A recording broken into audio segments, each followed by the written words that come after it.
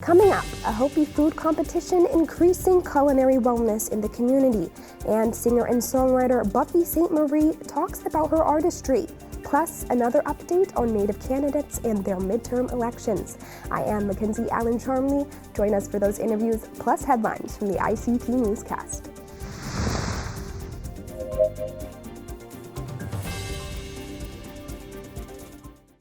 This program is made possible by the Corporation for Public Broadcasting, a private corporation funded by the American people. The Walter Cronkite School of Journalism and Mass Communication at Arizona State University is honored to be a supporter of Indian Country Today. Working with award-winning professors, Cronkite students learn news reporting, social media, shooting and editing videos, and producing content for communications industries. Cronkite's 15 professional programs give students the opportunity to cover critical issues throughout the U.S. and beyond. Learn more at cronkite.asu.edu.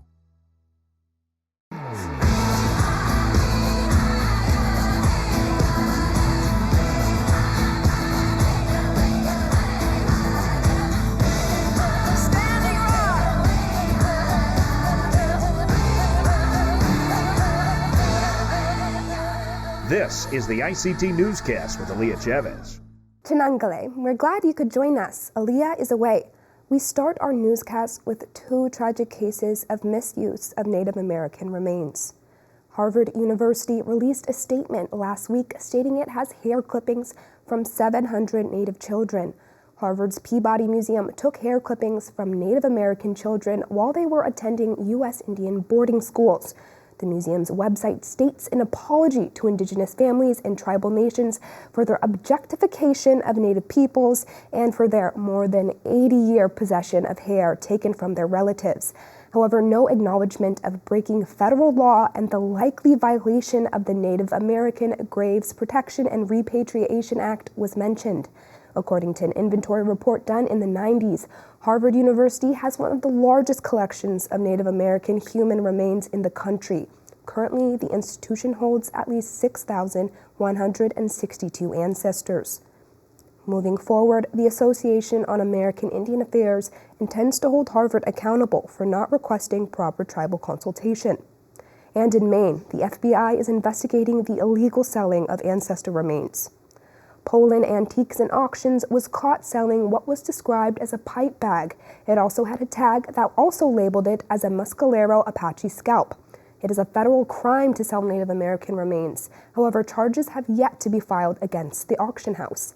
The remains were turned over to the FBI with the auction house cooperation. The FBI is currently investigating and is also working with the Bureau of Indian Affairs to repatriate these remains.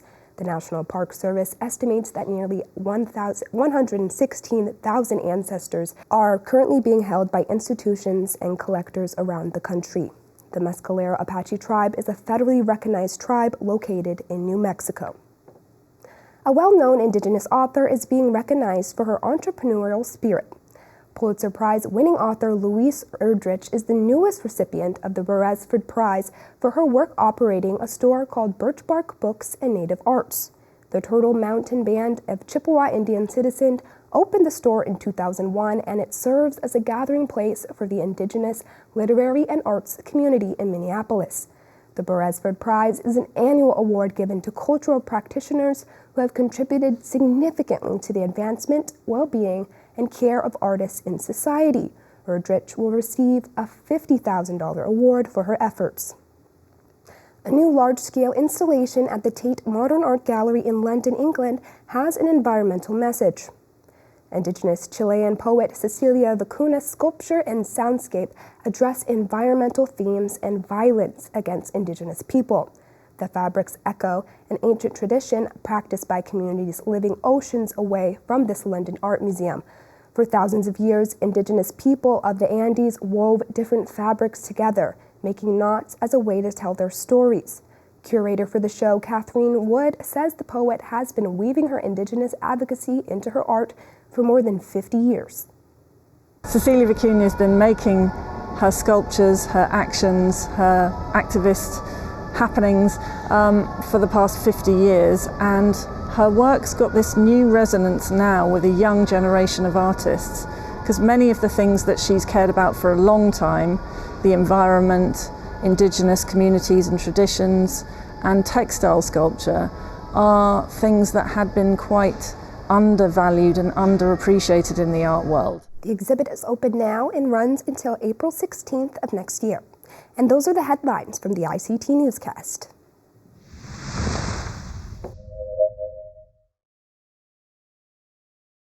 Buffy Sainte-Marie is a Cree Canadian-American singer-songwriter and social activist. Her work has focused on issues facing Indigenous peoples of the Americas. ICT's Talahongva spoke with her about her artistry. Buffy Sainte-Marie, thank you so much for joining us today. When you think back to the early years in Greenwich Village and all the accolades and high praise and reviews that you were receiving, what do you remember about those early days of your career? Oh gosh, I remember how exciting it was, and I sure didn't expect it to last. Certainly not as long as it has.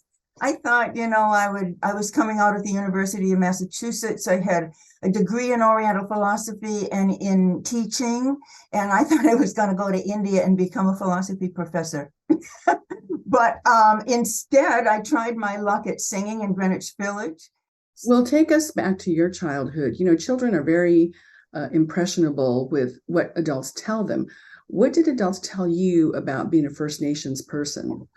Well, in the first place, there was no such thing as the phrase First Nations in those days. Nobody had ever heard of that or even thought of the concept.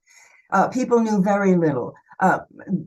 Teachers knew very little about Indigenous people. It just plain wasn't on the menu.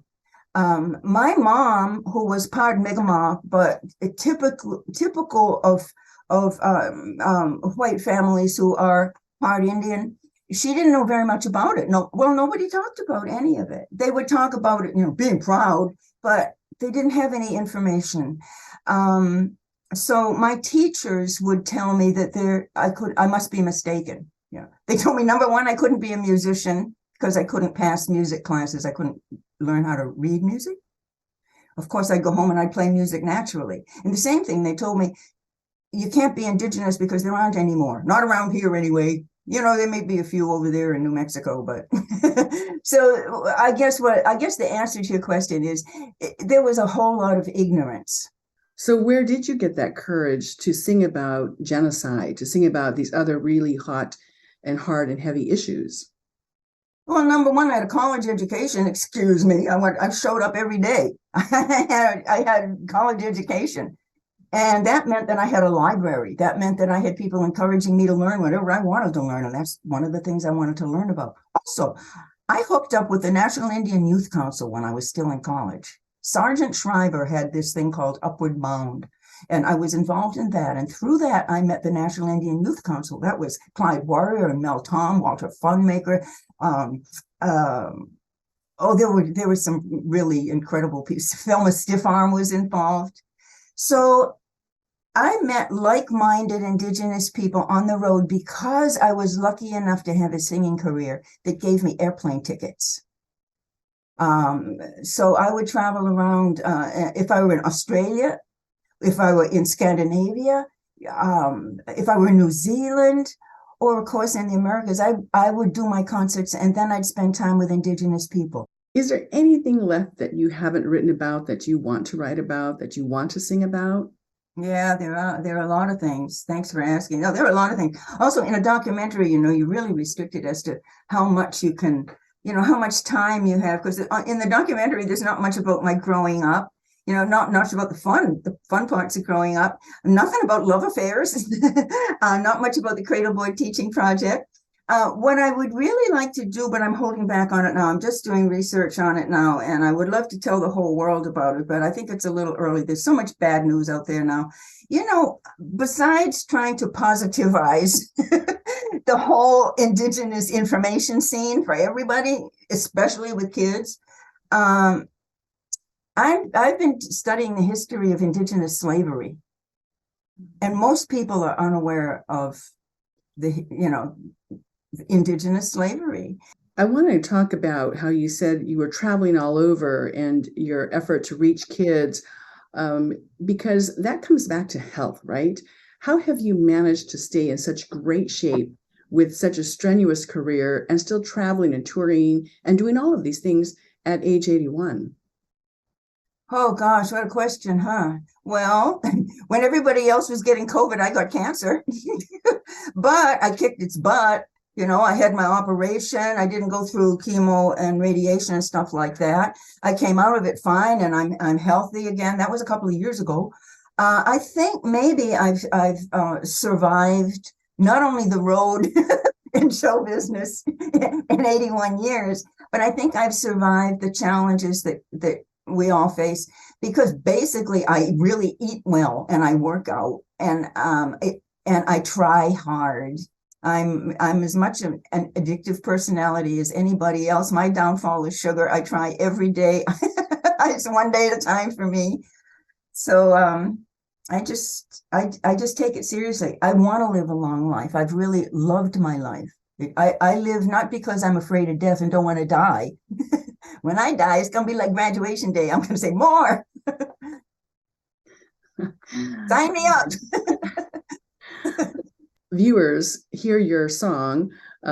You got to run every day when they tune into our newscast, because we have your song as our theme when we open. Oh, thank you for that. I was just so touched when you guys asked me for that. Well, we want to thank you and Buffy Sainte-Marie. Such a wonderful time visiting with you. Thank you so much. In my language, we say esquali. Aho, kinanaskomitin Patty. Thanks, everybody.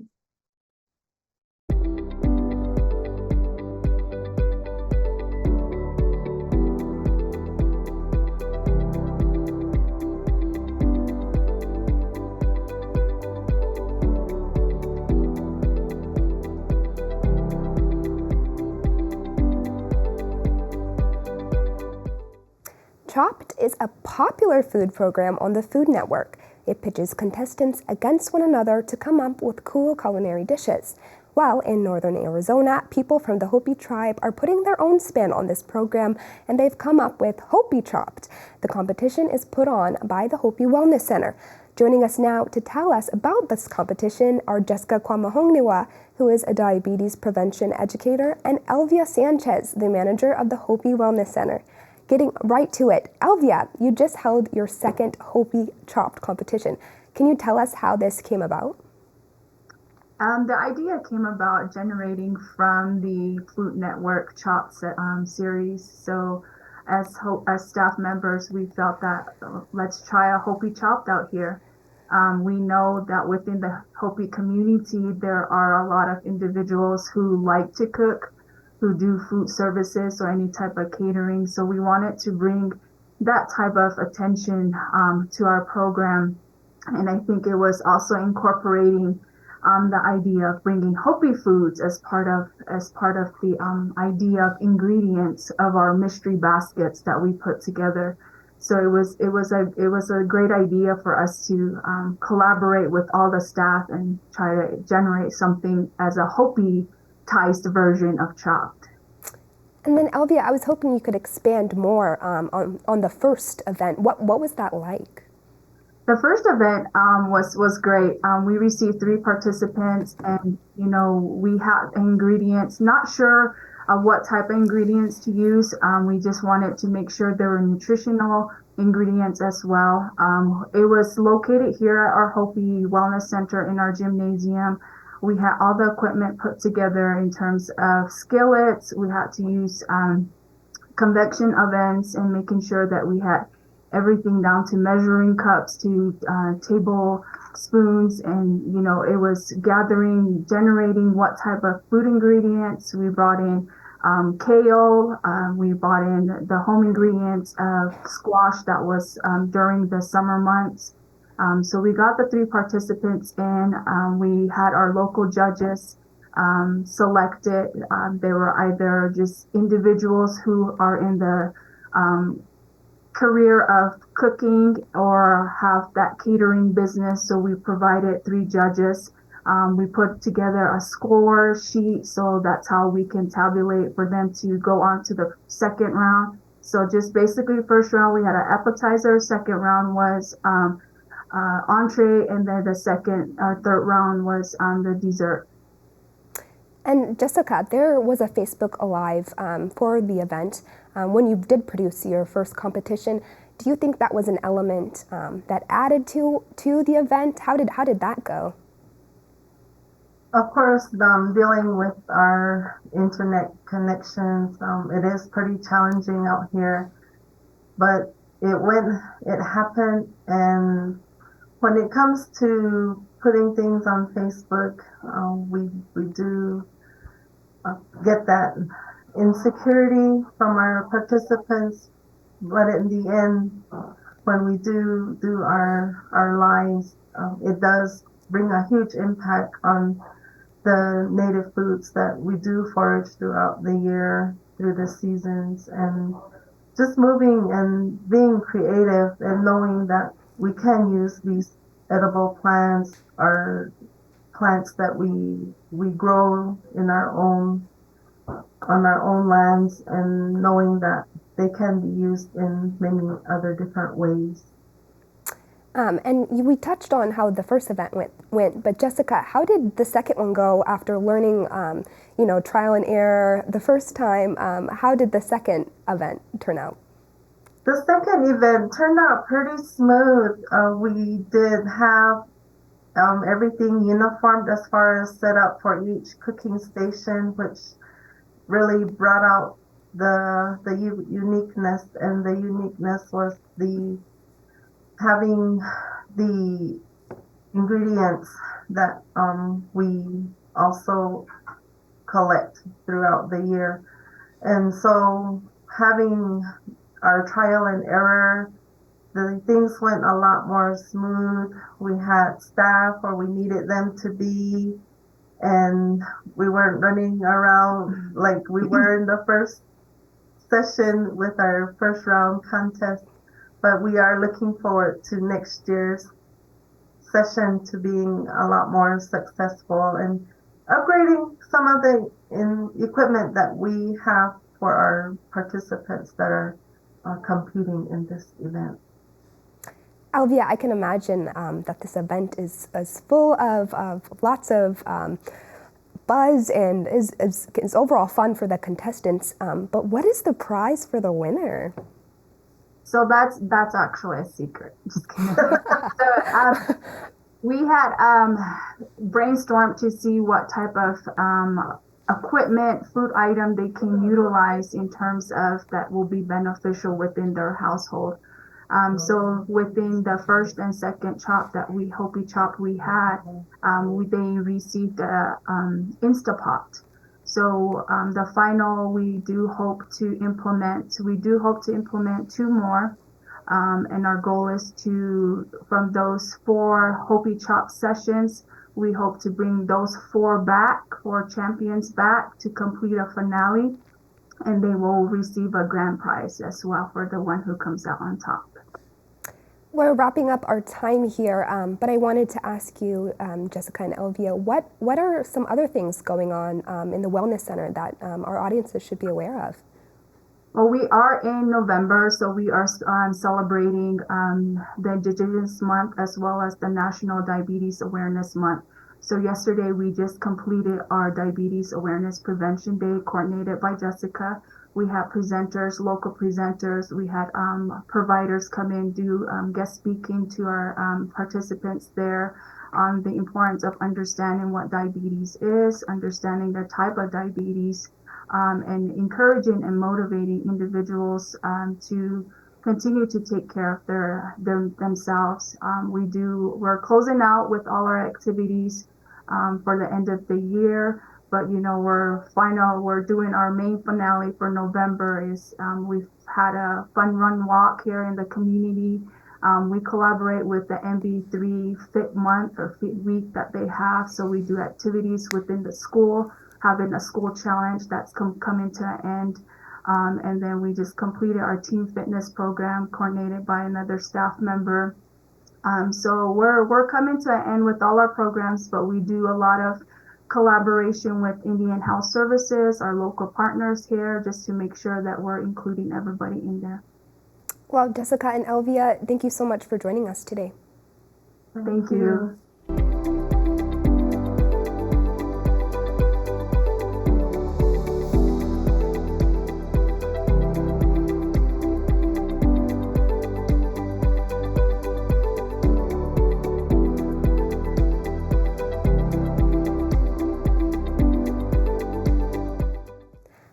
ICT partnered with First Nations Experience, FNX, and KVCR in San Bernardino, California to bring you live coverage on election night. In total, 143 Indigenous people ran for public office this year. Compare this to the 114 who ran for public office 2 years ago. ICT political reporter Pauly Denetclaw joins us today to give us the highlights. Welcome, Pauly. Thank you so much for having me. So it was an exciting election night for ICT and FNX, but what were some of your biggest takeaways for these Native candidates this election season? So one of the biggest takeaways is, again, how important that Native vote is in all of these elections and how much of a sway Indigenous voters do have over the election. And as we saw this year, we had 11 folks from across the country run for Congress this year. And I feel like it is incredible to see that number growing every single year. And it's not just that, it's also growing at the local level as well. In my own community in McKinley County, I felt like there was an explosion of Indigenous candidates who filed for office in McKinley County. And so we see Indigenous candidates not only running at the national level, but also at the county level and the city level. Even in Phoenix, we had folks running for the school board there. And so it's just really exciting to see. Let's turn over to Oklahoma. Governor Kevin Stitt won re-election in spite of the coalition of tribes that endorsed his opponent. What does this say about the sway that Indian territories can have? So really, I feel like in Oklahoma in particular, because it is a conservative state and there are a lot of conservative voices in this state when it comes to Indigenous voters, Indigenous candidates, it was not surprising to see that Indigenous voters in Oklahoma have other issues that they care about very passionately and that align with Governor Stitt's agenda. And so really what you saw in Oklahoma was what Indigenous voters in Oklahoma find important, and it did not align with their chairman's or their president's decision to endorse the other candidate. And Markwayne Mullin is going back to Washington as a senator. Ben Nighthorse Campbell was the last Native to serve. How does this look for tribal policy and sovereignty? So in particular, I think it's really important that we have Indigenous voices in both the Senate and the House. And Indigenous folks have been represented in the House, and we had, in the last election, 6 go to Congress. And to have somebody in the Senate after, so many years, I think will bring a lot of issues to the table that probably wouldn't have come before. Markwayne Mullin has said that he will be an advocate in the Senate for Indigenous communities, that he will represent all Indigenous people. And so Markwayne Mullin, I also want to note that Markwayne Mullin is only the 5th Indigenous person to be in the Senate. And so to have him there is going to be incredible, I think. Representative Mary Peltola is in the lead in Alaska, but a winner hasn't been declared yet. Do you have any development with that situation? So 80% of the votes are being counted right now, currently. So those are the numbers as of this morning at about 11:30 Eastern time. And she still remains in the lead at 47%. In order to avoid a runoff, she will have to clench that 50% vote. And so just continuing to watch that race. And Pauly, you've been tracking Indigenous candidates for a while now. What do you think were the main factors in the increase of Native candidates for this election? So one of the main things that I've been seeing is that there has been all of these nonprofit, all of these voting groups who have really made it a priority to encourage Indigenous people to run for office. And so I feel like that has really exploded the number of Indigenous candidates. And also representation does matter. And so Indigenous people being able to see themselves, in Congress, in all of these different elected leadership roles, I think has really made an incredible difference in the number of candidates that we're seeing. And Pauly, we're running short on our time here, but could you quickly tell us what else you're working on? I am just really excited to be covering policy issues in the upcoming year. And I'm also excited to, see who decides that they're going to run in 2024. Well, thank you, Pauly, for joining us today. And that's a slice of our Indigenous world. For all the latest, visit ictnews.org. From all of us in the newsroom, stay safe, my relatives. Sometimes you got to take a stand just because you know you can. Oh, you got to run, you got to run.